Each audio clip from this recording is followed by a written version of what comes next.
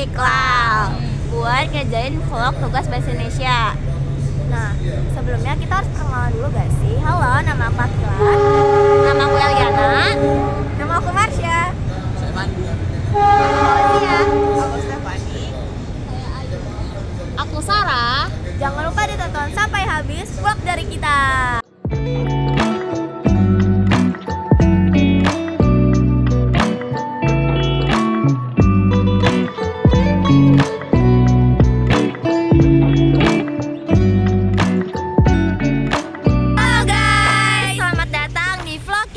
Kalian tahu nggak sih kita bakal ngajakin kalian kemana? Mana tuh? Kita bakal ngajakin kalian ke dua ikon bersejarah di Jakarta. Apa tuh? Yang pertama ada Masjid Istiqlal dan yang kedua ada Katedral Jakarta. Keduanya tuh nggak yang indah, tapi juga memiliki kisah yang mendalam. Yuk kita mulai.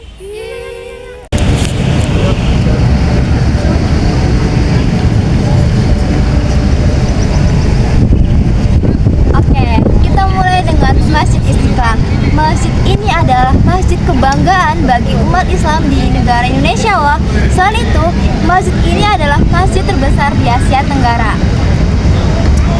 Nah, kalian tahu gak sih pembangunan Masjid Istiqlal ini dari tahun 1961 sampai dengan 1978. Cukup lama ya, karena desainnya sendiri ini sangat ambisius. Presiden Soekarno sendiri ingin membangun masjid yang monumental atas tanda syukurnya atas kemerdekaan Indonesia. Arsiteknya adalah Frederick Silaban, merancang Masjid Istiqlal dengan filosofi yang dalam. Bentuk bangunan ini mencerminkan arsitektur Islam modern dengan sentuhan lokal. Kuta besar yang menjulang tinggi menjadi simbol tingginya harapan dan cita-cita umat Islam beragama di Indonesia. Satu hal yang menarik adalah bahwa masjid ini bisa menampung 120.000 jamaah. Selain ruang sholat utama, terdapat ruang perpustakaan, ruang kelas, dan ruang pusat kegiatan sosial lainnya. Nah, ya cuma itu. Masjid Istiqlal ini juga memiliki menara setinggi 66 meter yang berfungsi sebagai tempat azan. Nah, menara itu juga menjadi salah satu fitur yang menarik dan mencolok di bangunan ini sendiri. Nah, bukan hanya sebagai tempat ibadah, Masjid Istiqlal juga digunakan untuk pusat kegiatan sosial dan budaya. Berbagai acara, mulai dari seminar hingga diskusi interreligius dilakukan di sini. Ini menunjukkan bahwa Masjid Istiqlal terbuka untuk dialog antar umat beragama. Nah, bener banget. Masjid ini menyimpan sejarah yang mendalam.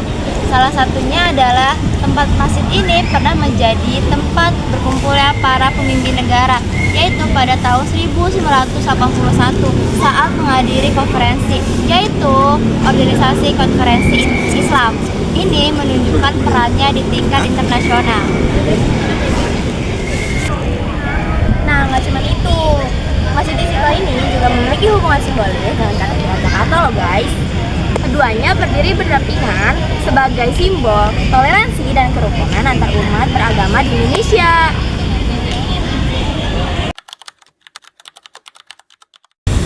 Jadi guys, karena kita di Masjid Istiqlal udah selesai, kita bakal menuju ke Katedral Jakarta. Let's go, let's go.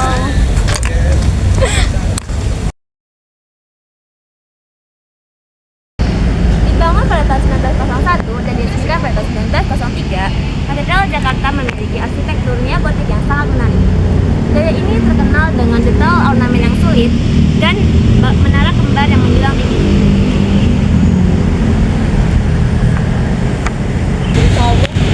Katedral memiliki menara setinggi 60 meter dengan menara yang tinggi seolah mengingatkan kita pentingnya spiritualitas.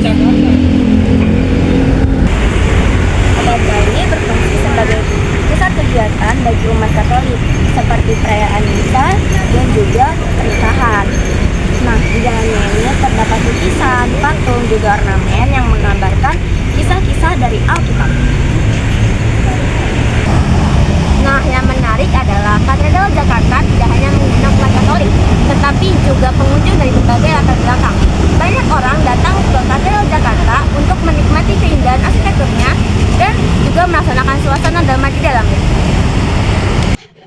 Katedral terjadi tokoh penting dalam sejarah Indonesia.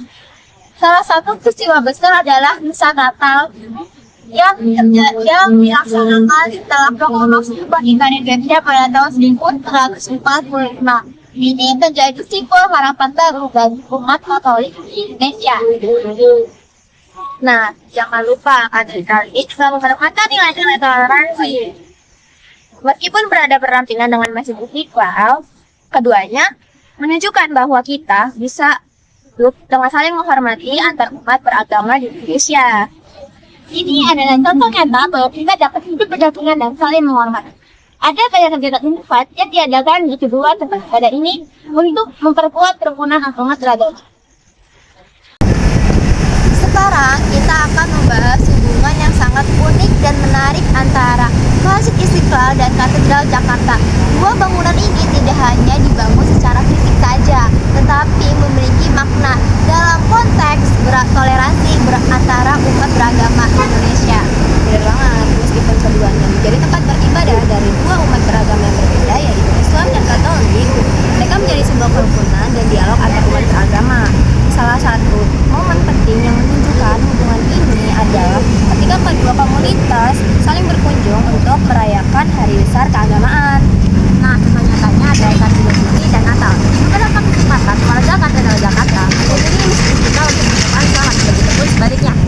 Ini bukan hanya soal tradisi, tetapi juga tentang saling menghormati dan merayakan keberagaman.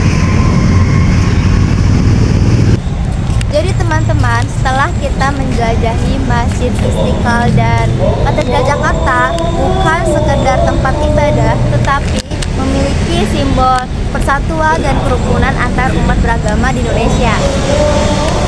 Nah, Masjid Istiqlal dengan segala keindahan arsitekturnya dan sejarahnya yang kaya menunjukkan semangat kebangsaan dan toleransi. Sedangkan Katedral Jakarta dengan arsitekturnya geotoniknya yang megah menunjukkan harapan dan komunitas bagi umat Katolik. Nah, gitu aja nih dari vlog kita. Semoga kita tetap dapat melakukan toleransi dimanapun kita berada sebagai umat Islam maupun Katolik atau umat beragama lainnya di Indonesia. Sampai jumpa di vlog kita selanjutnya. Dadah!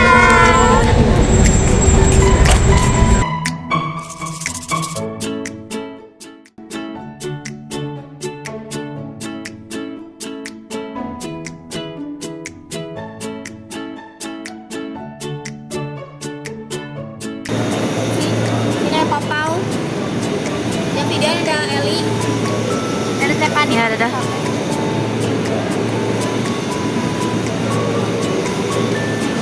Mana sih Budi? Jadi ini Manggarai.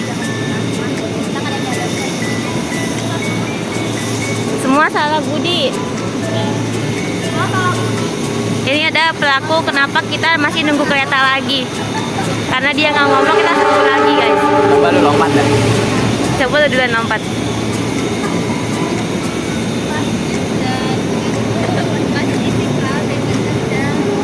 Salah. Katedral. Katedral Jakarta. Jadi guys, sekarang kita bakalan menuju ke Katedral Jakarta sama yang lain.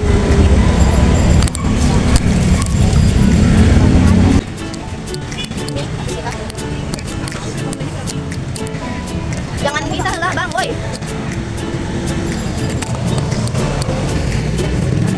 Secara fisik saja, tetapi memiliki makna yang mendalam.